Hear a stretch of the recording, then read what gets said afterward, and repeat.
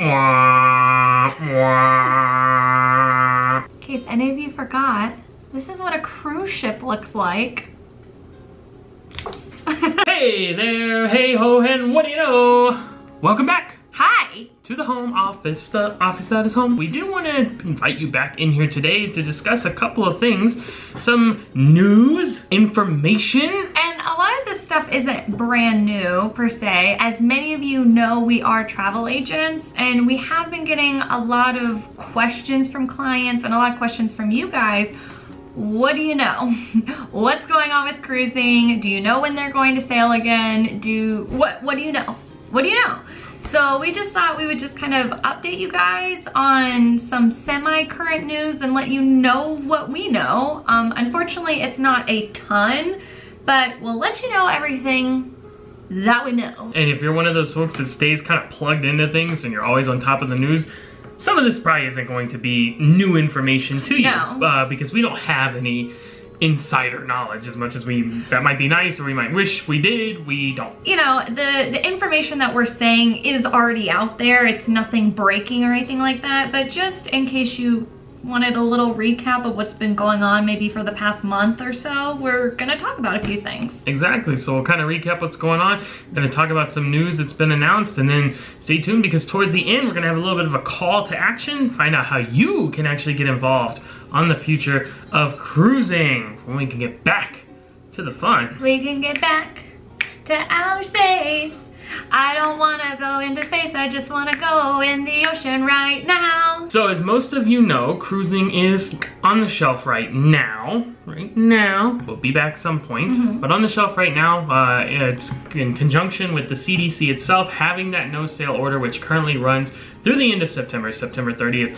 But the cruise lines themselves and CLIA, Cruise Lines International Association, they all kind of work together, decide things together, how they're going to go forward and operate somewhat together, and they're pretty much through October now. So that may be a little bit of a confusion, no sail orders versus suspensions. So when we say the no sail order, that is from the CDC, and the suspensions is from the individual cruise lines. And like Matt said, they're trying to kind of work in conjunction together, and the cruise lines are trying to show that they're willing to work with the CDC to help the process along a little bit. We think that's kind of why the suspensions are a month out longer than the CDC no sail order, and I just think like they think realistically how things are gonna go. Because of course, when they have been given the all clear to relaunch and start sailing again, they will want to make sure they're doing it the proper way and keeping everyone safe, because that's what they want to do out of their goodness of their hearts anyways. But of course, they don't need any setbacks. That would be very bad. So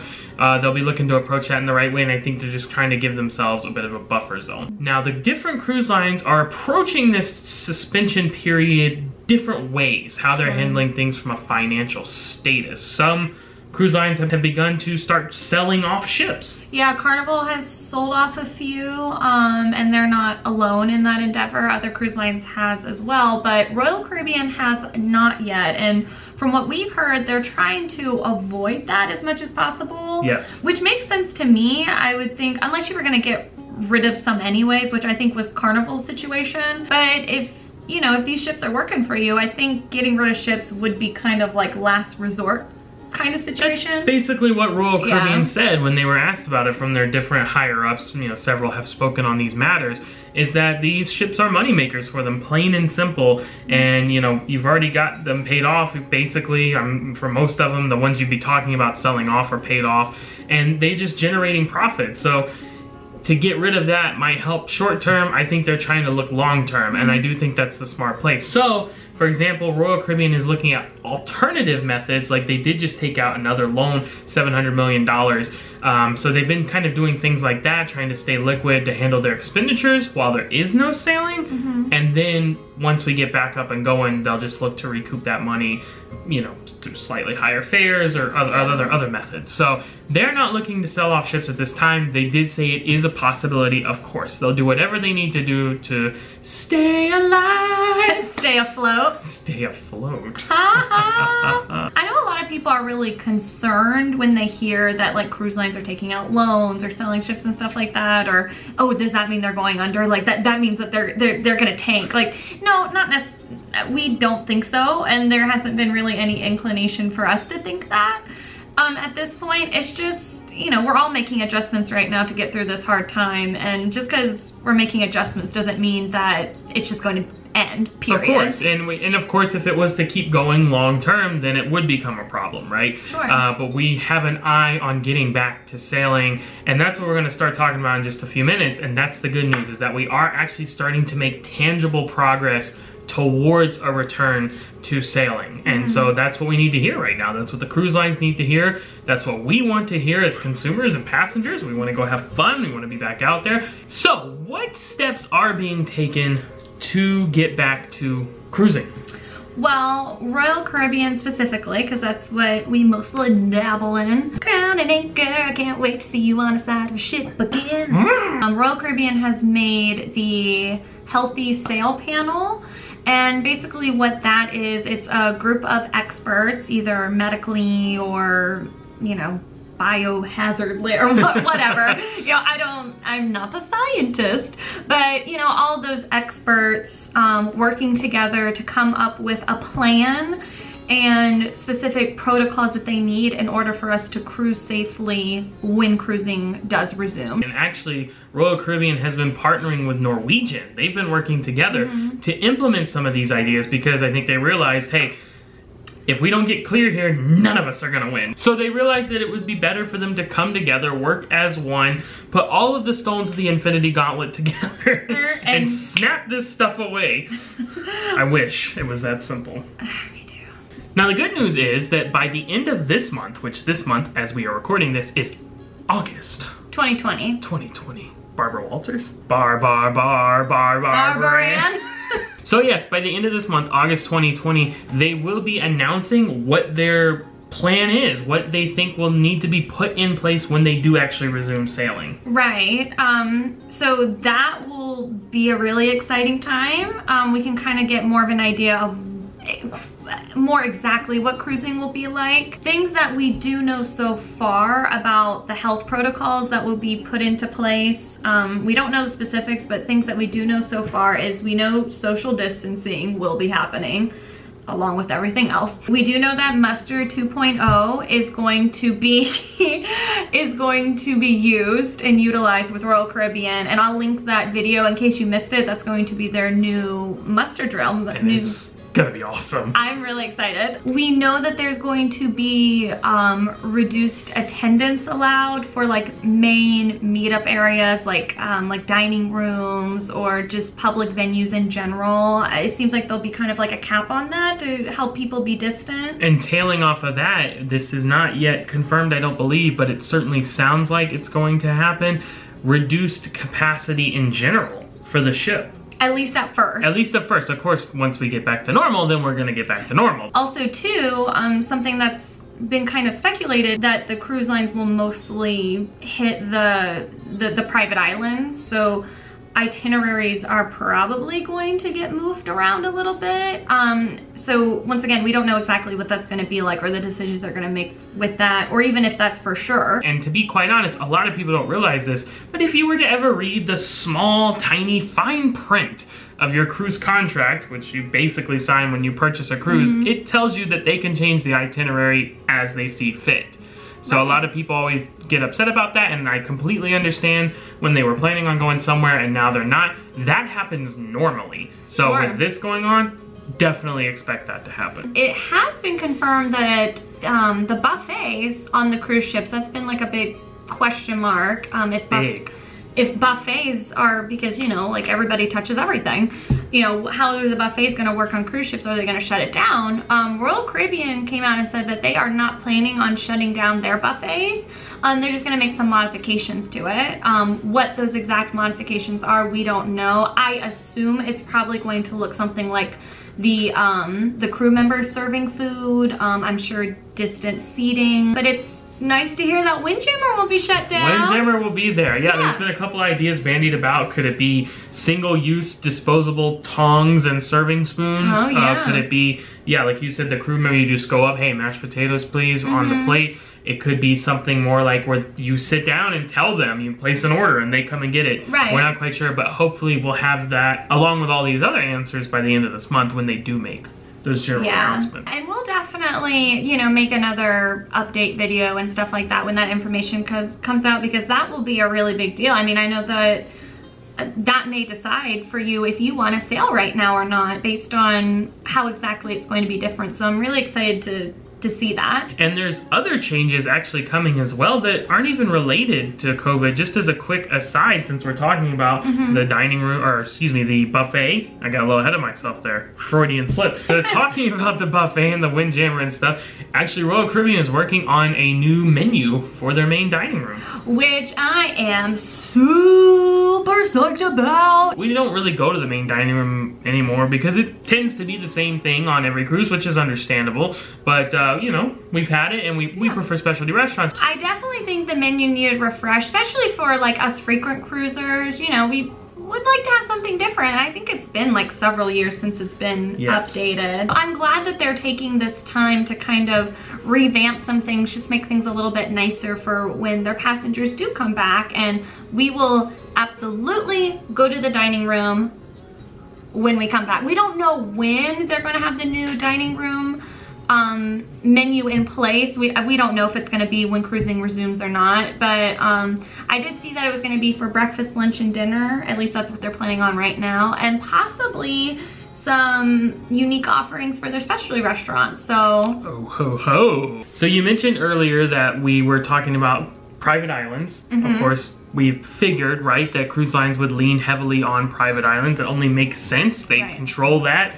They don't have to worry about populations and interacting, people coming and going as much. Other cruise lines coming, other tourists coming. Exactly. I think the question people had was, what about going somewhere else? Because private islands can only be utilized so much.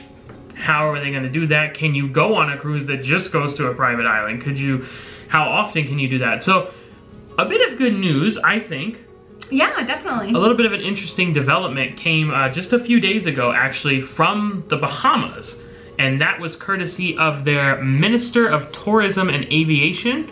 And I apologize if I'm pronouncing this wrong, but I believe it is Dionisio de Aguilar. It's kind of a funny story because he has actually been quite critical of cruise lines and cruise passengers in years past. Yeah. Not spending enough quiche.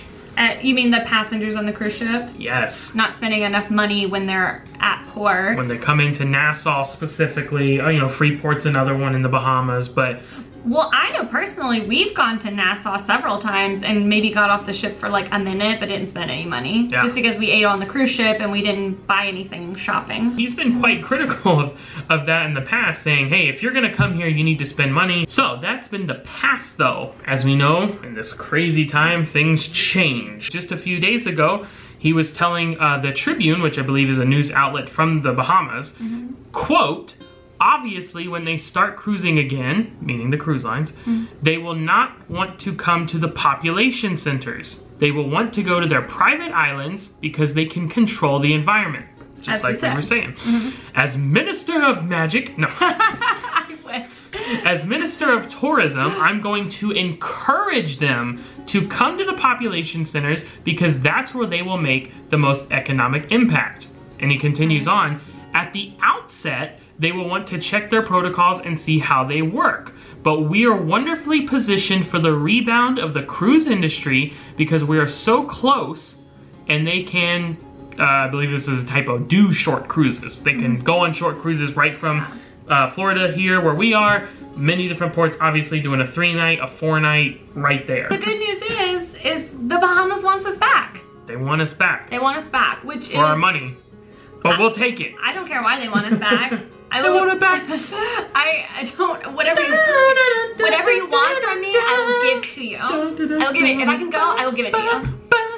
Within limit, but not a lot of limit. No, but that's great. It's great to hear that tourism in other countries, they do want us as travelers to come back to them. Because I mean, the US hasn't been doing too hot right now in terms of corona, so it's nice to see that we're not scaring people away. For all this to work, for us to get back online, you know, both sides, or maybe three sides of all this equation, the CDC, the cruise line, the cruise ports, everyone has to be willing to work with each other. So hearing that one side is willing to, I mean, I think that's a great thing. Absolutely, and especially because it is the Bahamas. Specifically, while people have their thoughts on going to the Bahamas, it is a big deal. It's a big building block when you're talking about 3 and 4 night cruises. Those are the most popular things. And just to clarify, obviously it doesn't mean that for sure and everything's good and we can do it, but that is the Minister of Tourism who's going to be pushing for that for the Bahamas and encouraging the cruise lines to come there, which I think they obviously will want to do because that will be in their interest. Not everyone will want to do it safely and properly and all that stuff, but definitely good news.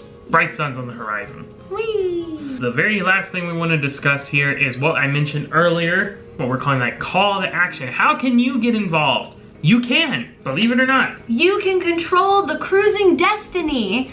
Not that much, but some. The power is yours. You have the power. You have the infinity gauntlet, or you at least maybe have 1 stone. So what are we talking about here? What is all this mumbo jumbo? Well, the CDC, as we all know, is kind of overseeing all of this with their no sale orders and all their other riffraff street rat. So what they have done though is actually open up for public comment the topic of returning to sailing. So basically my understanding is this is a let's feel the waters of how people are feeling about cruises getting back into motion kind of thing. Yeah, it doesn't mean anything definitive. If they had 100% of comments saying, yes, get cruising back up and going, it doesn't mean that they will. No. And I can tell you it's not 100%, although what it does seem is that it is heavily swinging towards the side of, yes, give us the option to cruise. We want it done safely.